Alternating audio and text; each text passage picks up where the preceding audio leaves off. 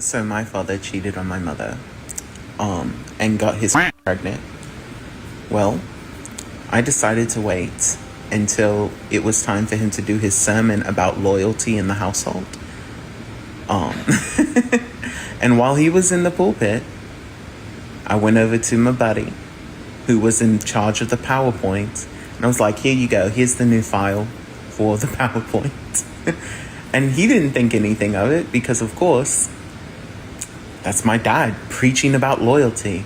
And then all you see are pictures of him cheating on my mother on the PowerPoint in front of the entire church.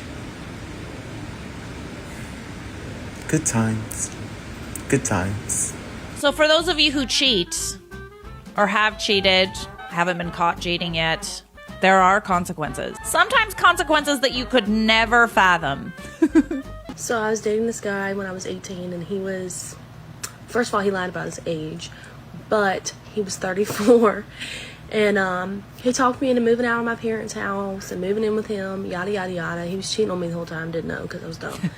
Anyways, after he put me all through that torture, and I moved all of my belongings into his house, about 2 months later, he kicked me out to let his other move in. So I got drunk with my cousin, broke into his house, and on his toothbrush. Oh. And then we hooked up one time after that, and I was at his house, and I saw him brushing his teeth with the toothbrush on. Ew! Ew! All I can picture is you on a toothbrush right now. My mom did this to my dad. So basically my mom found out about some they ended up separating. But during this time, like, my dad hadn't moved out of the house yet. So he was sleeping in a different bedroom on the other side of our house on the first floor. So every morning my mom would set an alarm for 3 or 4 a.m., wake up, walk downstairs, and then when she got towards like his side of the house, she would army crawl into his bedroom. And she would cut like a button off of his shirt or like a little tear somewhere in the outfit that he had laid out for the following day. And this like with him because he takes a lot of pride in like his appearance and how he looks and everything. And this petty man, I'm so happy she's my mom. Wow, petty parents. I love that it's like a grown-ass woman. Hey, I'm a grown-ass woman too, but like I'm also like a little bit immature still. You would think that your mom would have developed some maturity by the age, 40, 50, 60.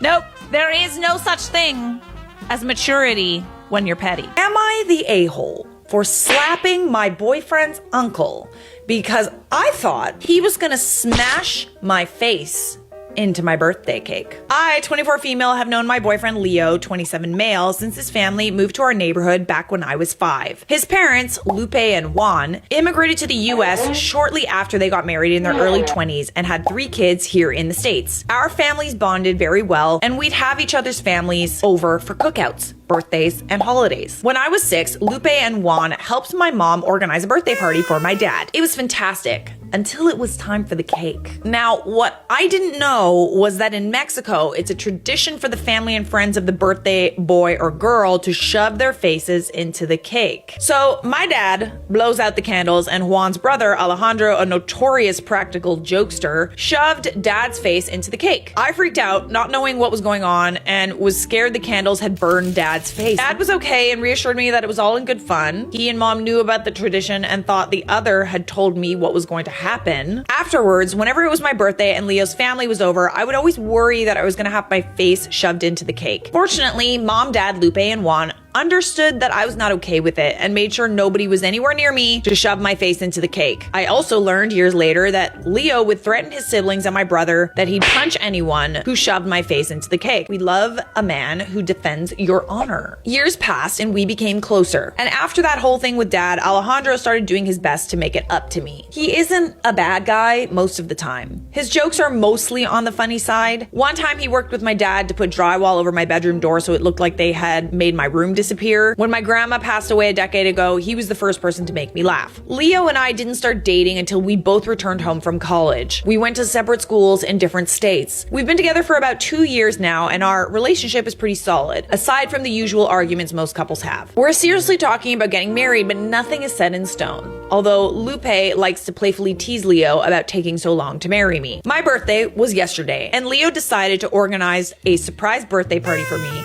with just our family and friends. He even made arrangements for me to go to a nearby spa/beauty salon to get a day of pampering, and my hair and makeup and nails were done before the party. And he even had his sister, Daniela, pick out an outfit for me. Okay, so this is why the cake smashing, when you spend all day getting ready, like let's say it's your birthday and you get your makeup done and your hair done, or it's your wedding and you've spent upwards of a few $100s in some cases getting your hair and makeup done, you don't want your face smashed into the cake. I wouldn't want that regardless, but like especially when you've had your hair and makeup done. I was pleasantly surprised. I knew Leo was planning something special for my birthday, but I was still amazed that he pulled out all the stops. And we were having a good time. We had drinks, good food, and we were just enjoying each other's presence. Soon, it's time for the cake, which Lupe had volunteered to make. And when I'm standing there, who do I see but Alejandro stepping next to me? I instantly had a bad feeling, remembering when he smashed my dad's face into his birthday cake all those years ago. I looked at Alejandro and said, if you try shoving my face into the cake, I will slap you so hard, you will be seeing the stars. I mean, that sounds like you're serious. He winked at me and told me that he wouldn't dream of such a thing, stepping to the side, making sure that he had enough space between us. The candles are lit and everyone is singing happy birthday. I'm smiling because people are recording and I'm just about to blow out the candles when I feel a hand on the middle of my back. I turn, and there is Alejandro with a smile on his face that he usually gives right before he pulls a prank. I kept my word, and I slapped him so hard. My hand hurt. What followed next can be described as chaos. Leo immediately starts yelling at Alejandro and has to be pulled away by Juan before he could deck Alejandro. Lupe and Mom are immediately checking on me to make sure I'm okay. Alejandro is proclaiming his innocence. He fully meant to shove your face into that birthday cake, like 100%, as Juan and Dad are telling him to leave. And everyone who isn't involved are all demanding to know what's going on and why I slapped Alejandro. Fallout has been crazy. Leo, his parents, and my parents are all on my side, knowing Alejandro's love of practical jokes and of my fear of getting my face shoved into a cake. But there's a few other party attendants who think I overreacted, that I had no proof he was going to smash my face into the cake.